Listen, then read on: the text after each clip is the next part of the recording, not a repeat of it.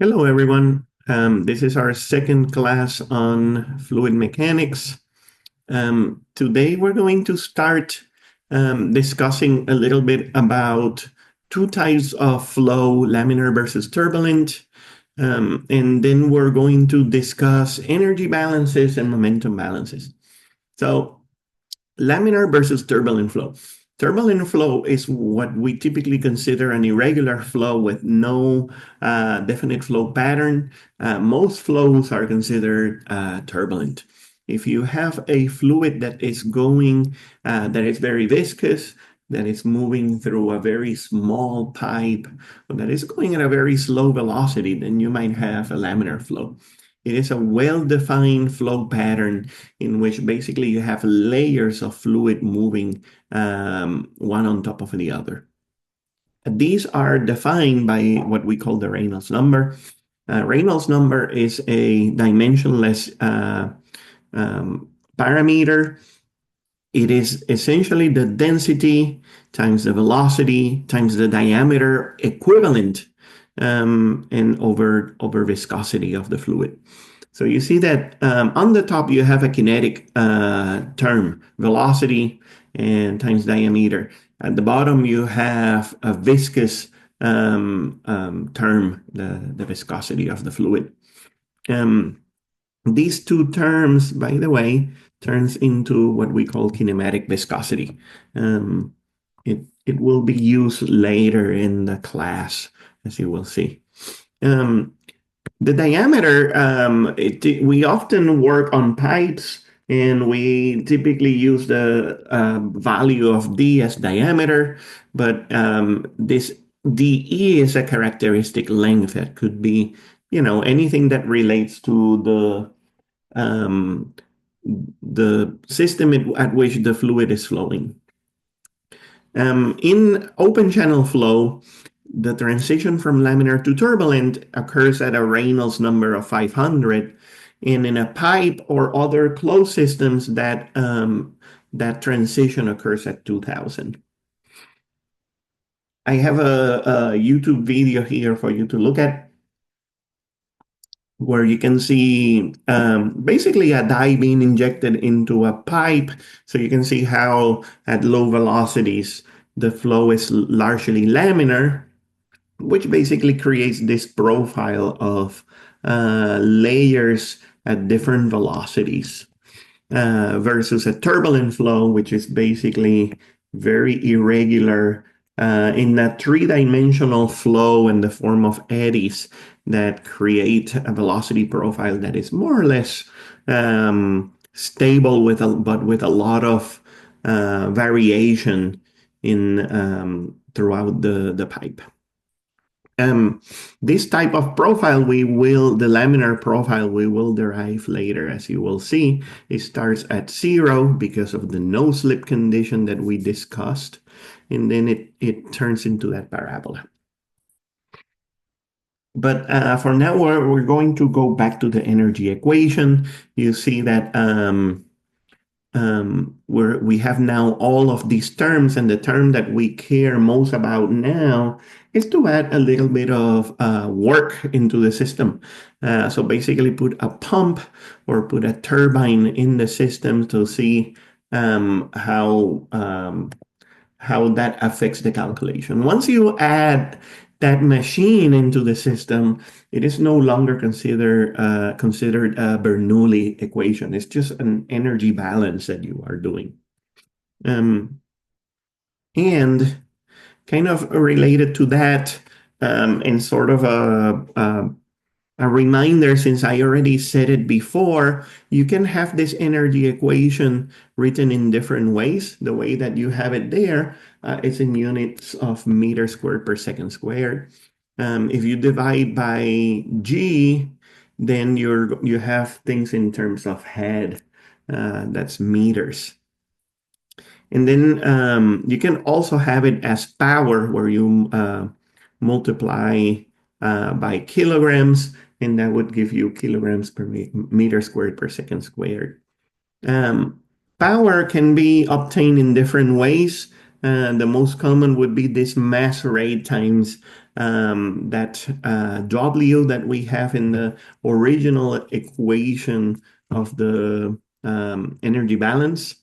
It is also because the mass rate is the same as density times volumetric flow rate. You can find it that way as well. And HW would be the head of a pump or a turbine in this case. So the first example to get you thinking about adding some sort of energy in or out of the system is this type of problem where you have a pump or a turbine. We do not know which one in this system with water at 10 degrees Celsius. We have a tank and then a flow. It gives us a few things. It gives us the diameter of this pipe as 12 inches. It gives us the diameter of this pipe at 6 inches. You see that the diameter decreases. You have this delta C here as 6 feet, and the second one is 12 feet. Obviously, this is not to scale. And you have a total flow rate of 10 cubic feet per second, and you will assume that there are no frictional losses, which, as you see, eventually we will be using that F for frictional losses.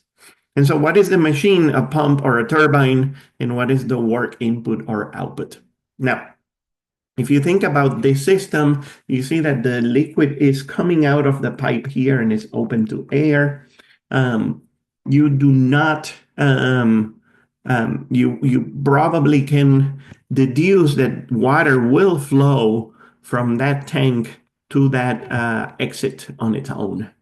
And so it is not a matter of whether it's flowing, it's a matter of whether a flow rate of 10 cubic feet per second happens naturally in this system without the aid of a pump, or if the flow should be higher than 10 cubic feet per second, and then the turbine is getting some of the energy out. So as always, we're going to try to do an energy balance into this system. And so I will start here and then finish on the other page. When you do the energy balance, it's similar to the Bernoulli, but instead I'm going to be adding a term for work. Let's see, P1 over rho times U2 squared plus GC2 plus P2 over rho times plus some sort of work. Now, when I put the W on my right-hand side, I typically say it in this way. 2 is sort of your exit of the system. So that means that if that W turns out to be positive, as I put it on the right-hand side, it means that this is a turbine. If W is positive, it is a turbine. If it's negative, it is a pump.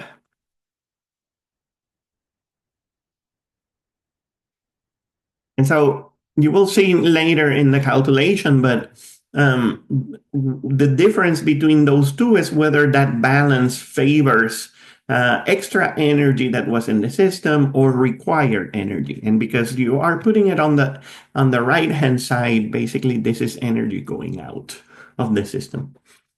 Obviously, we need to decide 2 different locations to do this balance, this energy balance. Whenever you have a tank, it is very convenient to do that calculation starting with the top of the tank, especially if that tank is open, because that gives me a pressure of 0 gauge, right? It is open to the atmosphere. It gives me a height that I can determine. In this case would be 18 feet with respect to the exit, for example. and it'll give me a velocity that we can assume that is close to zero. So with that, I'm going to cancel these two immediately. The second point is a little bit tricky for people. There are many arguments for trying to do number two at the exit of the machine. The problem is that we don't have a real value of a pressure at that point, so this is not really a good value. Um, Same with the value here, which could be used, assuming that your difference between the exit and that point two is related to rho GH. But in reality, much easier is to select the exit. In the exit, you have a pressure of zero as well because it's open to air. You have a velocity, which you know, the velocity at point two, we can calculate it as Q over A, right? And we have the diameter of that pipe. So we're going to do that in a minute. And we can assume that C2 equals zero. So that I can cancel this as well. And so you see that now in that equation, I only have my work, the velocity, and the height of the tank. And that makes sense, right? If I didn't have that machine, the velocity coming out depends on the height of the tank. Now that I have that machine, I have two variables, but I know the velocity, therefore I can calculate whether W is going to be a pump or a turbine. So I'm going to go to the next slide to do that calculation really quick. I have now that W equals GC1 minus U2 square over 2. U2 equals Q over area. This is 10 cubic feet per second over pi over 4 times 0.5 feet squared. That gives me 50.9 feet per second. Now you look at that velocity, and you can guess now that that system has to have a pump. 50 feet per second is a very fast flow, right? We're going to calculate it here. We can do this all in English units here, 32.2, and then 18 feet minus 50.9 feet per second squared over 2. And that gives me that W is minus 715.8 feet squared per second squared. And then obviously, like I said, it's a pump. I can convert these units just by dividing by that conversion that I explained before. You'll see in a minute where I have 32.2 pound mass feet per second squared. It's going to be equal to 1 pound force. And that gives me then 22.2 pound force feet per pound mass. Now notice in this number that I have a value of force times distance and then divided by mass, right? Because all my terms in the energy equation are divided by mass. Okay. Here's another example from one of the books that we use in fluid mechanics is example 2.2. I'm not going to solve this full problem, but we'll give you a few ideas of how to solve it. In this case, we have pentane being moved from one tank to another at a vertical distance of 40 feet. And we have a piping that is 3 inches. And then we are added a complication here. We have friction. in the system. And the friction will be added as a term, and it's an exit term on the right-hand side. And then now we have a pump, and another complication is that now our pump has an efficiency. And if the velocity is 25 feet per second, then we need to find the power required to drive the pump and the inlet and outlet pressure of the pump. Now, let me draw this for you so that you get an idea of how this system looks like.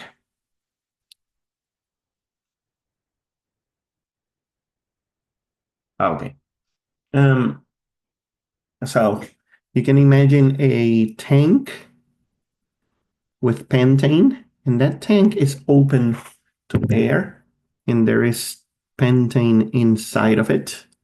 Out of that tank, we have a pipe. That pipe gets to a pump.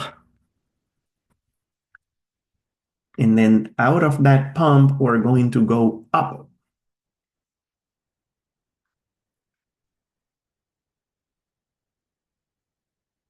And we're going to be delivering that onto a second tank at a higher elevation that is also open to air. Note that I put that pipe on top of the liquid level so that there are no issues with pressure. That pipe is open to air. Typically, the book discusses 4 points. Point number 1 here, points 2 and 3 before and after the pump, and point 4 coming out of the pump. The distance of 40 feet is between points 1 and 4. So you see that we are probably going to be using that to do the calculation. Now, when I try to do a balance between point 1 and point 4,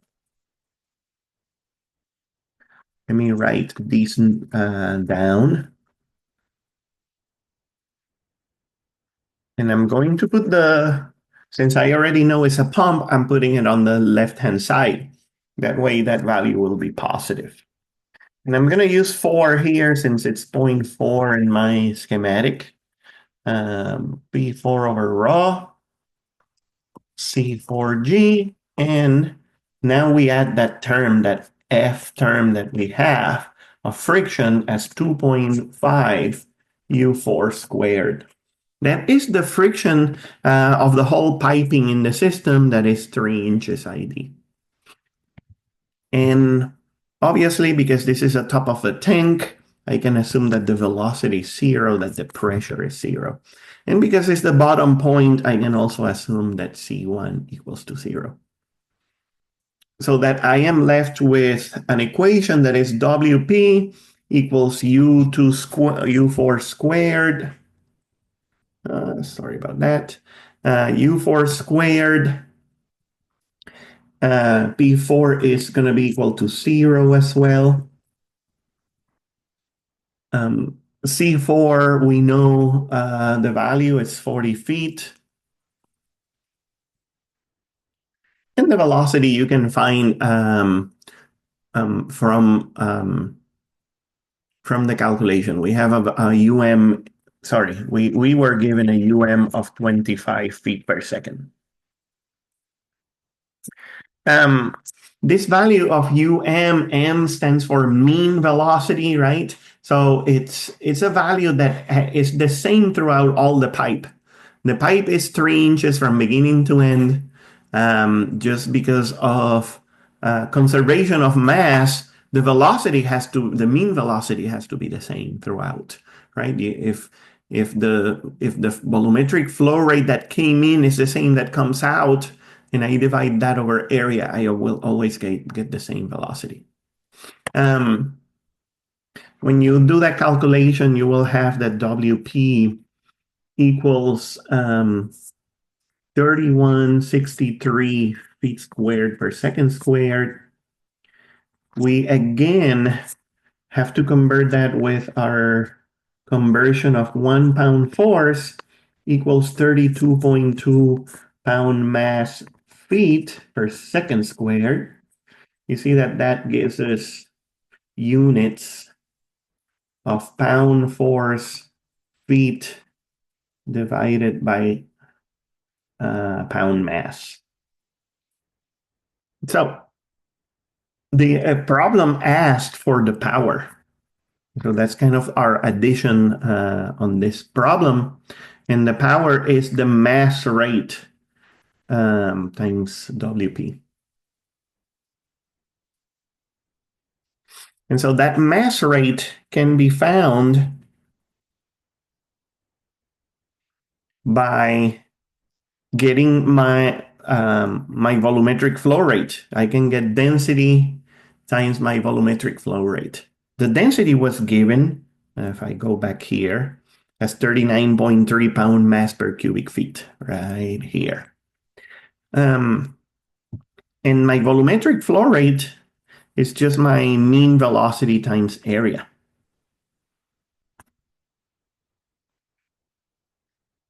So therefore, I get a value here of 39.3 pound mass per cubic feet. And obviously, it's important to maintain the same units. So if I'm working in feet, I'm going to have to calculate these in feet, the area. So I'm going to say now 3 inches over 12 feet squared. And that gives me 48.2 pound mass per second.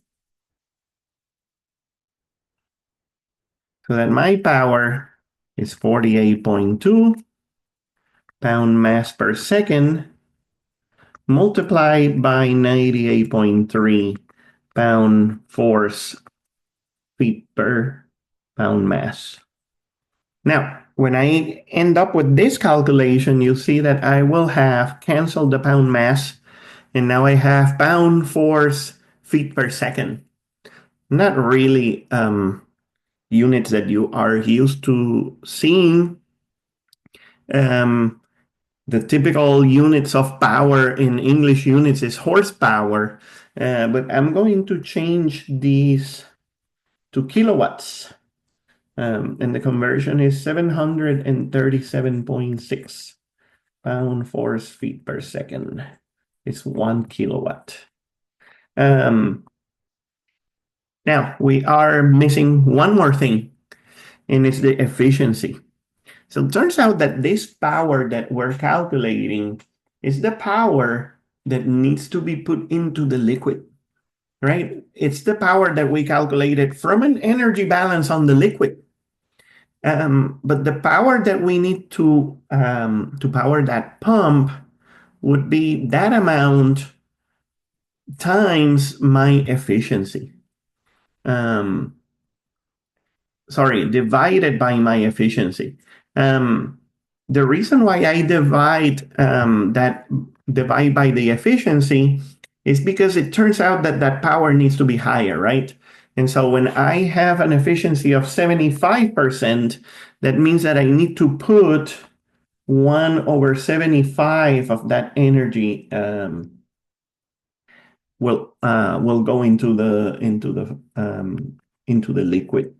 So only a fraction of that energy that is put into the pump is going into the liquid, and that's what the efficiency is giving, of a ratio of that efficiency. So then when I divide by 0.75, I get the actual power needed to pump the liquid. If I multiply that by 0.75, I get the energy given into the fluid. Okay. One last problem related to energy balances in Bernoulli. So this is a system that is a tank, and then a line out, a pipe out, and then a pipe up, a hole, and liquid coming out of the fluid here and here. So it's creating a jet that creates some sort of liquid coming out, but is also moving sideways. And then this pipe that came up is filled up to here, and the tank is actually filled up to here. And the problem says that there are two things wrong with the sketch. Can you identify and draw the correct schematic? It was an exam problem a while ago, and eventually we turned it into a class problem so we can discuss a few things about the issues here. First, the first thing that you can think about is whether this level should be here or should it be parallel to here or should it be lower? Whether this jet should be the same height as this and whether there should be a jet at all. So I'll try to explain it with the concepts of doing a Bernoulli. So we typically do a Bernoulli like this, right? Between 1 and 2. And we say, well, the pressure is 0 on both sides. The velocity is high on number 2, but that balances out basically to the potential energy in 1, right? So the height in 1 makes up for the velocity in 2. Now imagine that now I ask you to do a calculation between point 2 and say point 1 right here just before that jet. And you say, well, it's the same pipe, therefore the velocities have to be the same. The heights are the same, and therefore the pressures are the same, right? And so if P1 equals P2, that means that the pressure at the exit of this jet is 0, which means that there shouldn't be any pressure to create that jet. There is no such thing as a jet in there. The liquid just flows straight up. And I can then do the same calculation at this point and reach the same conclusion. There is no pressure in this pipe. Therefore, there is no liquid here. It is just a flat, just a little bit of liquid accumulated here that leads to most of the liquid just leaving up the side jet. We've done this demonstration in class, and obviously what happens is that there is a little bit of friction in the system. So you do have a very small amount of liquid coming out of here, and maybe a little bit of accumulation of liquid in this pipe, but it is very insignificant. Okay? Now, let's start talking about momentum balances. Now, when you recall Newton's second law of force, sum of forces equals mass times acceleration. The actual form is that you have a change in mass times velocity over time, where mass times velocity is momentum, the momentum of the particle. And if the mass is constant, you will have a mass times du dt, which is acceleration, right? And so then you can call it like it is at the top. Now, momentum. It has, we're going to use this big uppercase M in italics. It has units of mass length over time. Momentum is a vector quantity, and it comes from the velocity vector. For problems in more than one dimension, the conservation of momentum applies to each coordinate. So we typically do problems in the X, Y, and Z direction. For the purpose of this class, we're not going to be doing these calculations of momentum in 3 dimensions. Instead, what we're going to do is have a little bit of the calculations that relate to problems that we will do later on, and eventually the derivation of the Navier-Stokes equations, which are the second important equations here in the class. And obviously, you have to remember our vector properties in order to do these calculations in 3 dimensions. Now, if we start looking at law of momentum conservation, then similar to mass and energy, you have that the change in momentum in the system equals the momentum out minus the momentum in. In another way is to now talk about it in terms of rates, where the changes in momentum rates out minus in is going to be equal to the sum of forces. And that's kind of a different way of looking at it. And now it becomes sort of a force balance, right? So how is momentum transferred? It's either by flow or convection, basically mass moving at a certain velocity. Mass times velocity is momentum. So you will have that whenever there is flow, there is going to be a momentum transfer, but also by force. You can have a change in pressure, shear stress, or gravity, all these adding up to that momentum balance. So in a pipe, you have a very specific condition where your influent and effluent have the same mass rate, right? So you can assume that the pipe has always the same mass rate. That's equal to rho QU. And we can expand that into raw area times velocity. So that the momentum rate is going to be equal to rho AU squared. When you perform a momentum balance, that basically is the equation that we're going to be using.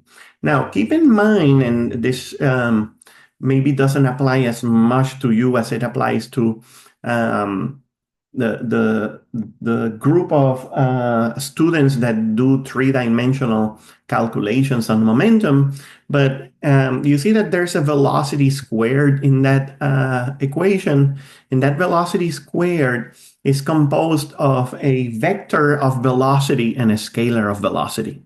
Basically, when you are calculating Q, and Q is not a vector, you are calculating it as area times velocity.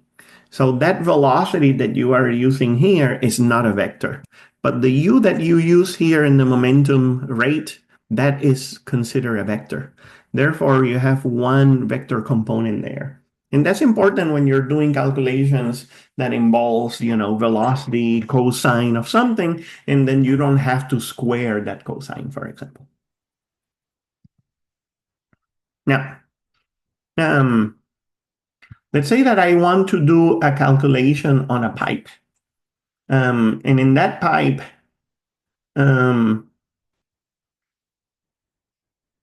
let's see. I'm going to draw a pipe here.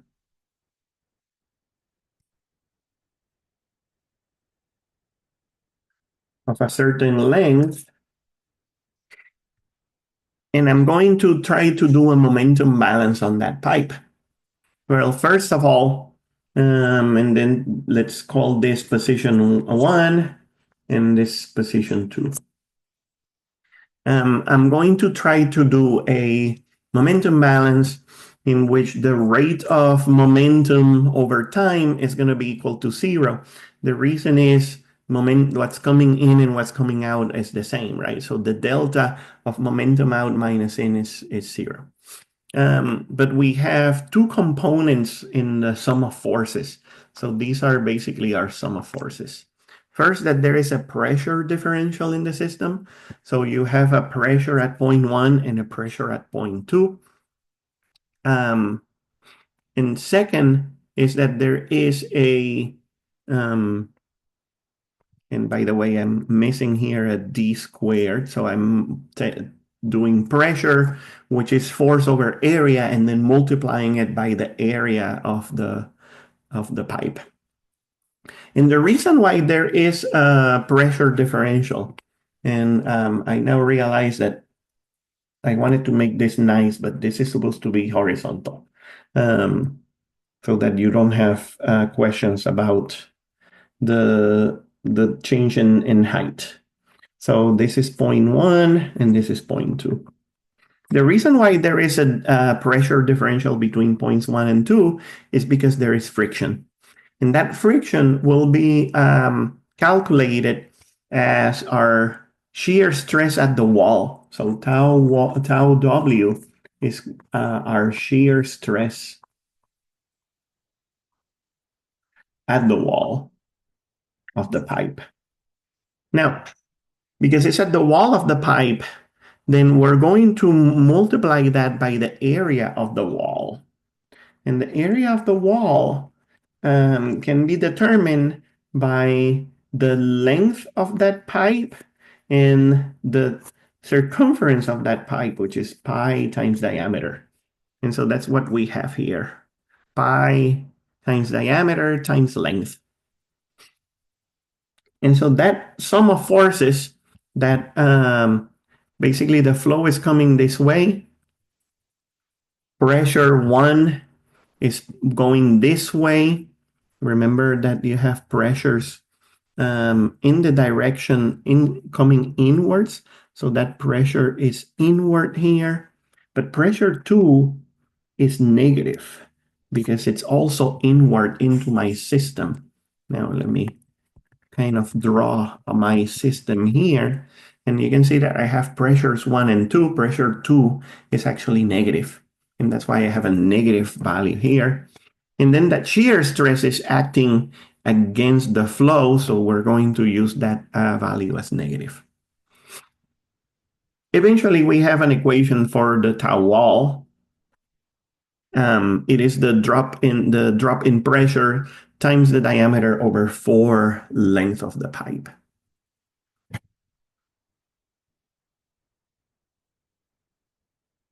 In differential form, that equation is the PDC times R over 2, and you will see this towards the end of your class when we start deriving the universal velocity profiles. And for laminar flow, that shear stress is proportional to the velocity gradient, du dr. Now, if I try to put these two definitions together, I get the following: minus dp dz r over 2 equals minus mu du dr. Now, let me put a pipe here so that we define a few things. That value of r is the radius, right? So, but it is not the value of the radius. It's a variable of any point along any radius given. So the value of the radius, we're going to call it r equals a. The center of the pipe would be r equals 0. Let me put it here. R equals a, r equals 0. So that you see that r becomes a variable here.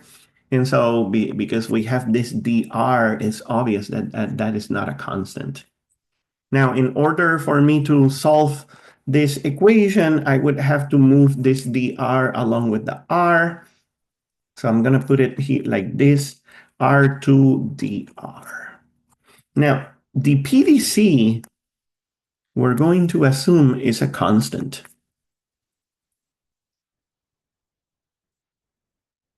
Meaning the pressure is dropping at a very reliable drop per distance.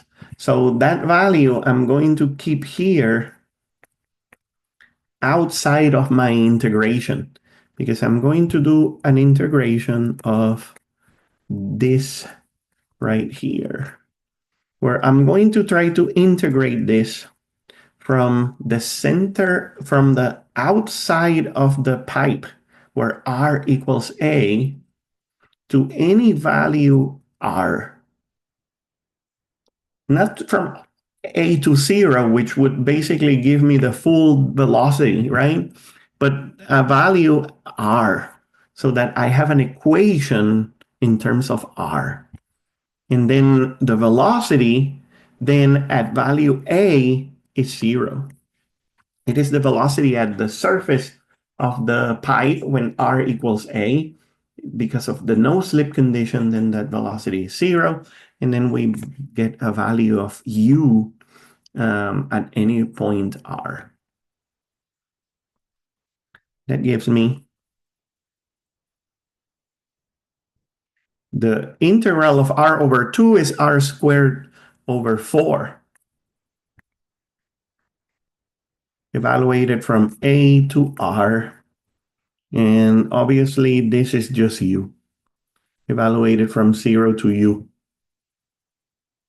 So now I have an equation, velocity equals 1 over 4 mu minus the PDC r squared minus a squared. And this equation that came out just from calculations of momentum balances and shear stress is the velocity profile for laminar flow. In other words,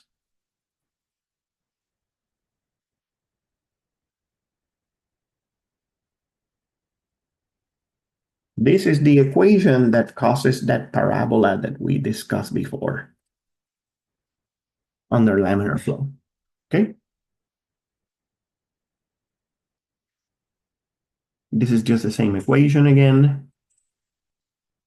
If we want to get the flow rate in that system, then we can use this derivation here where we say that the change in flow rate equals the velocity times the change in area. And from there, we can get this calculation of 2 pi r udr. And that essentially leads to that equation that you see there, minus pi delta p 2 mu l a squared minus r squared r dr.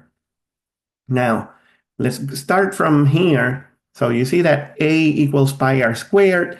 We did a differential of a, which is 2 pi r dr, and all I did here is to use that 2 pi r dr as dA over here, so that I get that derivation there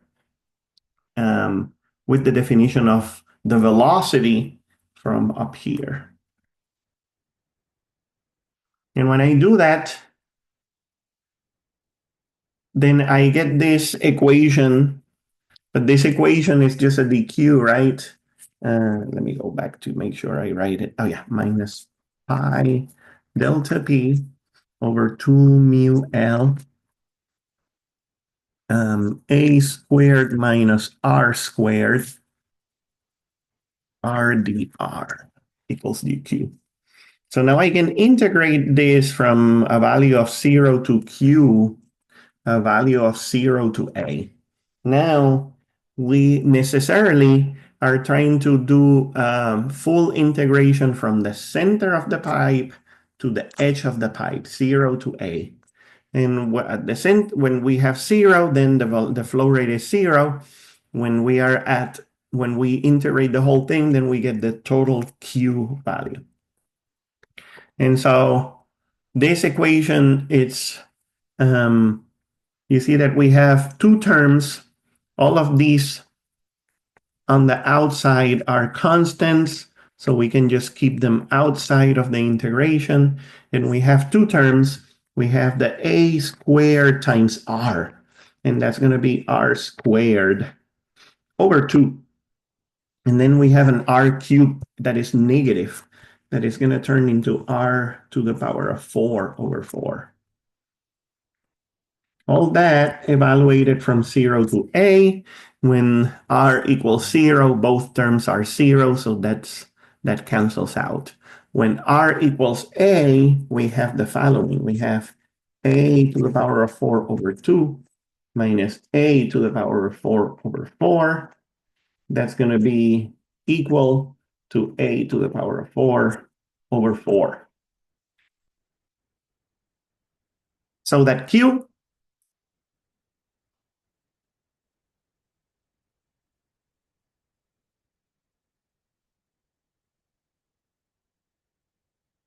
is going to be equal to this.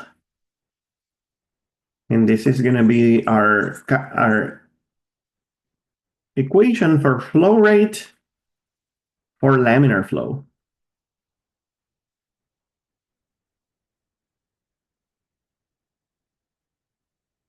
So that means a Reynolds number of less than 2000. Okay? And remember that you calculate the Reynolds with raw velocity diameter over mu, viscosity. So a little break here to make you aware that not only in this class, but in all other terms that relate to engineering, you have a lot of equations that require you to first analyze what are the conditions in order to evaluate whether that equation will be used or not. For example, this equation, which was derived from shear stress calculations, relate to laminar flow, because laminar flow is when shear stresses are dominant, and therefore that equation can only be used under laminar flow conditions. There will be other equations of Q for turbulent flow. And then you will have to decide based on your Reynolds number whether to use this equation or the other equations that we will provide.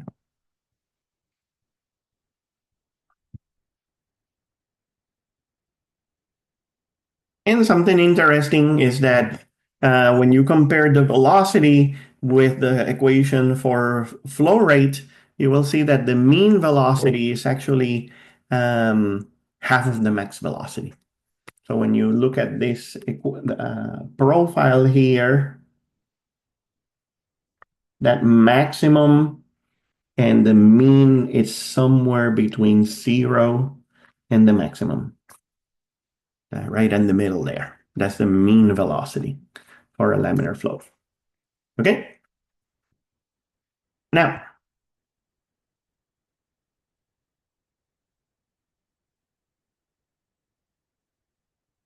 we now have this general equation for a momentum balance or a force balance where the sum of forces, where the sum of forces is going to be equal to the momentum rate change. Rate of momentum out minus momentum in.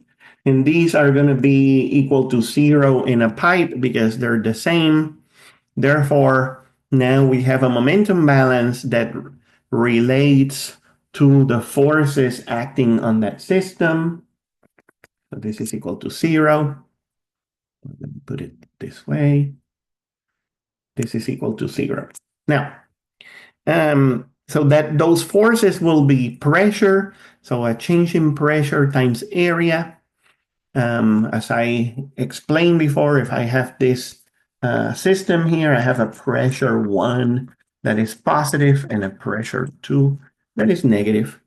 I have a weight of the system or a gravity acting, which is going to be defined as the density times the volume. In this case, the volume is the area of the pipe times the length of the system, and then multiplied by G and sine of the angle to account for any angle on the pipe.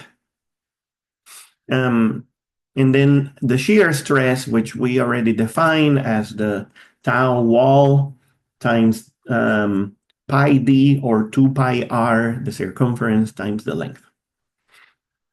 If I take this system and I divide by the area.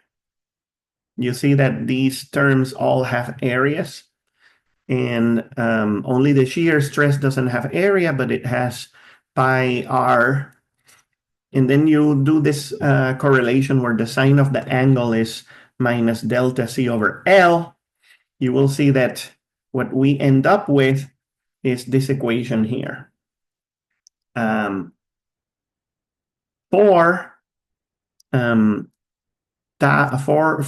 times the shear stress L over D equals P1 minus P2 minus rho G delta C.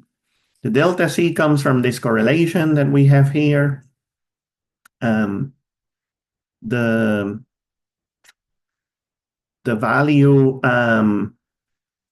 this term here starts with the shear stress.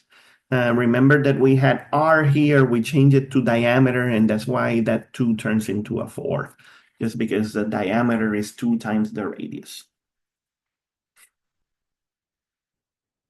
Now, at the same time, we have this equation here that we just did as a momentum balance, but we can also do an energy balance, right?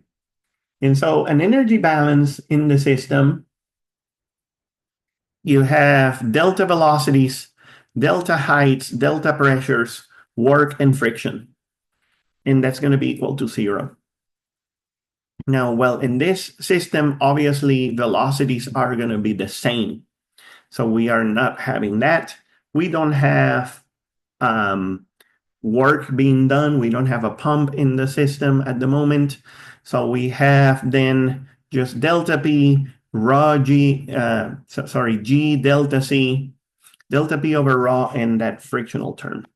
So I'm going to leave that frictional term here. In order to make it similar to this equation on top, I multiply by rho, so that the friction term times rho equals the delta P, P2 minus P1, but now move to the other side, P1 minus P2, and then rho G delta C.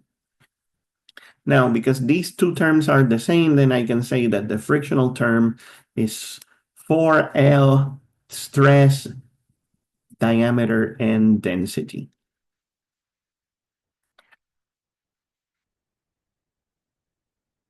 And you've guessed it, what we are doing here is developing equations to define the friction in a pipe. Note that this friction so far has little to do with the pipe material, right? It is just a calculation of the shear stress of the length of the pipe and the diameter of the pipe and the properties of the fluid itself, like the density. Now, the problem in all this calculation is that we don't have a good estimate of that shear stress. And so how is it that this was handled? Well, before we had a good understanding of this theory, people knew that the frictional losses in the system depended on the velocity of the system and some ratio of length over diameter. So that this equation down here was made, and to this day, it is still used as a way to calculate frictional dissipation. It is a velocity term squared, right? Because it's a kinetic calculation. An L over D, and then a friction factor. That friction factor is a parameter that needs to be calculated that depends on, obviously, the shear stress. It has this velocity term here because, as you can see, the frictional dissipation did not have that velocity term incorporated into it, not directly, but indirectly as part of the shear stress. So Let's do a little calculation on laminar flow. So we had already derived this equation for laminar flow. Um, and so if we put that together, we can change this A, which is the radius, to the diameter, so that it's similar to this equation. Now we have this L over D here. We have velocity, etc. You will see that the friction factor gets defined as 16 mu over raw diameter. So this value, it's true for laminar flow only, again.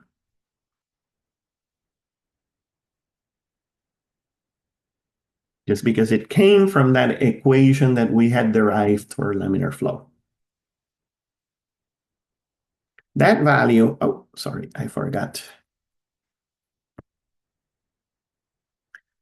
That value is actually the Reynolds number. You see that Reynolds is defined as raw velocity diameter over mu. So it's 1 over Reynolds number times 16. Now, what happens under turbulent conditions? So um, it is a bit of a longer story, but in the basically the important part here is that these calculations start with empirical data, as you see here. So this is a an experiment that was done in the 1920s, if I remember correctly. And it's a very interesting study done by Johann Nicorazzi, who was a student of Prandtl.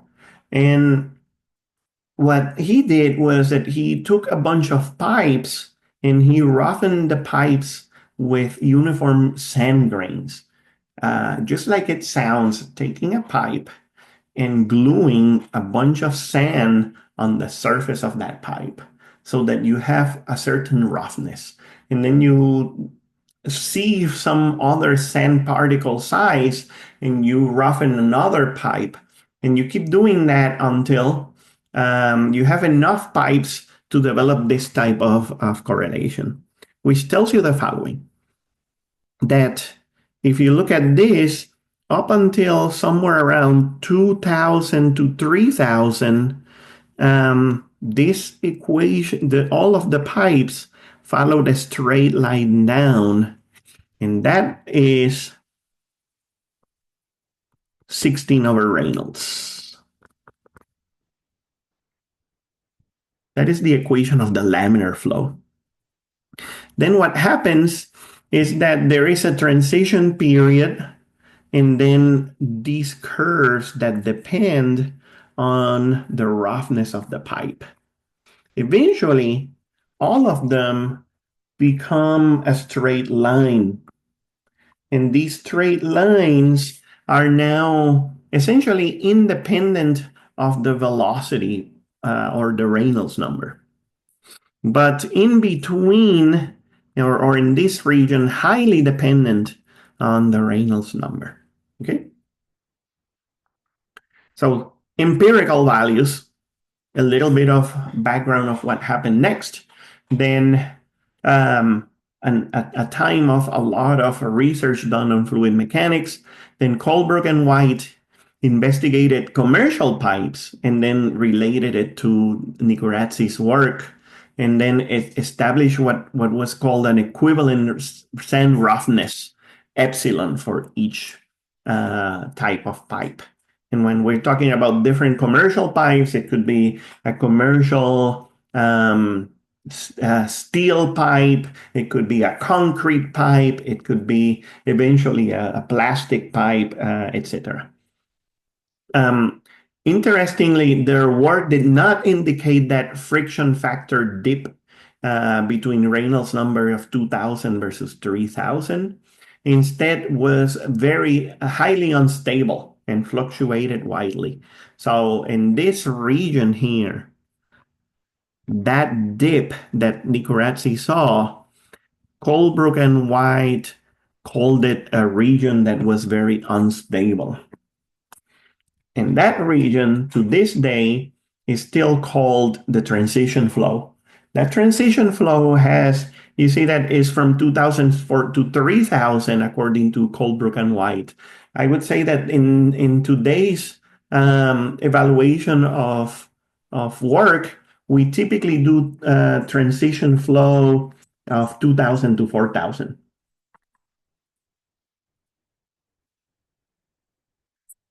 It is a region in which the flow is sometimes laminar and sometimes turbulent.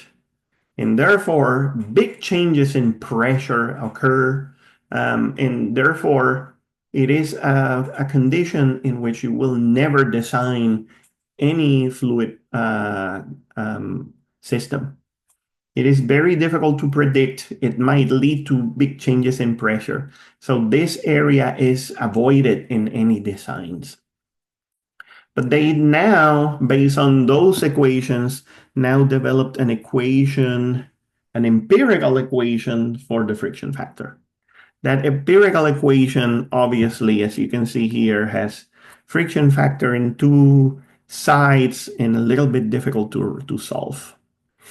But now it is a function of the roughness of the pipe, that's epsilon, the diameter of the pipe, and Reynolds. And that is basically what we use. We now have values of roughness. This is from one of the books that we use as a side book that the students can study, and you can see the values of roughness, pipe roughness between different systems. And these are the now the known plots of the fanning friction factor.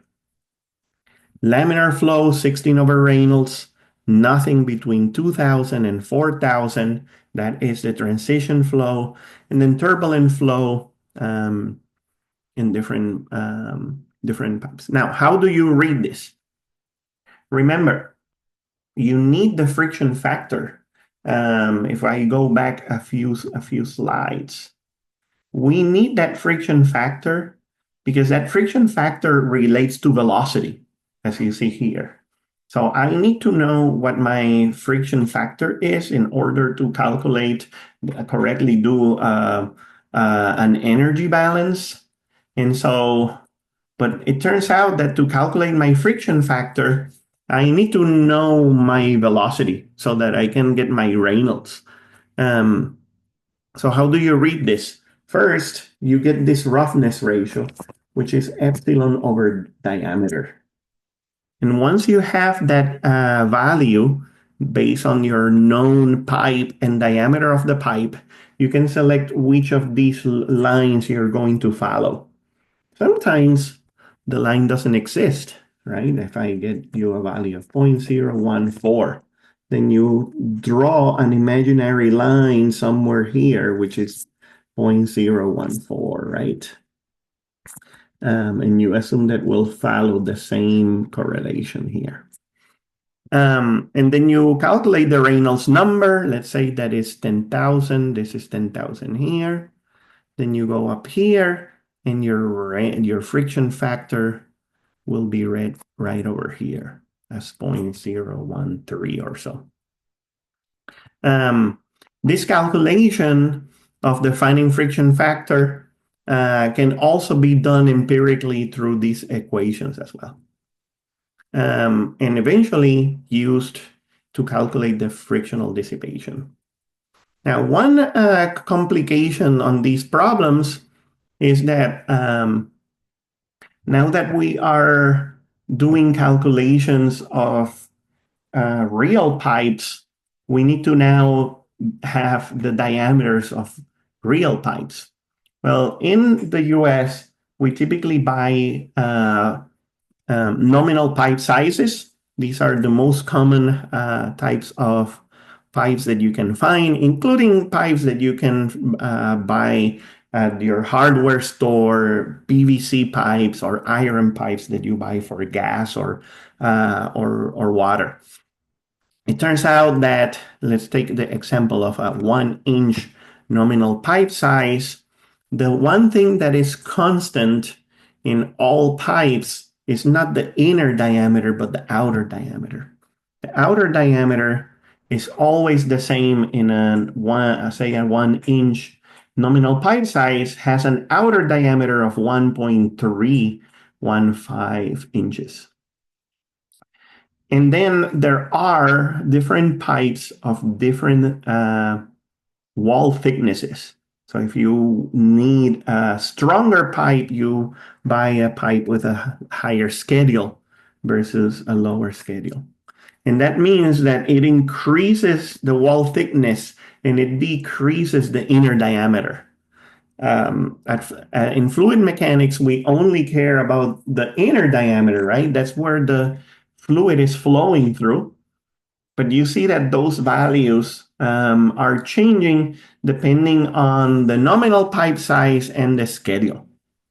And so we will be discussing whenever we have a problem, we give you a nominal pipe size and a schedule, and you find the inner diameter based on these tables. Say an 8-inch schedule 40 has this type of inner diameter in inches. Okay?